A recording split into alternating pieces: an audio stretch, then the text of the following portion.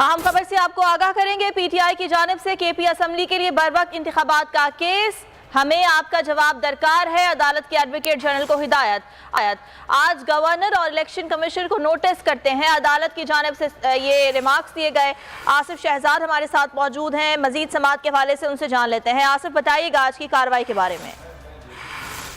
जी बिल्कुल, पाकिस्तान तहरीक इंसाफ की जानिब से आज पेशावर हाई कोर्ट में रिट पिटीशन दायर की गई थी, जिसमें इस्तदा की गई थी कि जो इंतखाबात जो हैं 90 दिन के अंदर अंदर कराए जाएं, जिस पर आज समाअत हुई।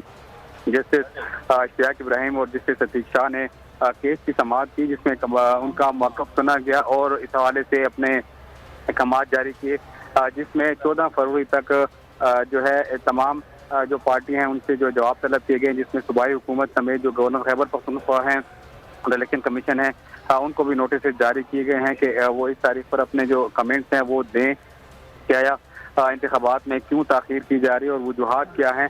इस हवाले से तमाम जो पार्टियां हैं वो 14 फरवरी को अदालत के सामने पेश हों और अपने जो कमेंट्स हैं वो दें, ताकि अगर इंतखाबात में कोई खलल है या कोई मुश्किलात हैं तो उसको अदालत के सामने सुना जाए। जी ठीक है, केस की कार्रवाई के हवाले से आसिफ शहजाद आपने आगाह किया, बहुत शुक्रिया आपका। एक और अहम खबर है, तोशाखाना से तहाइफ वसूल करने वाली शख्सियात की तफसीलात का केस है।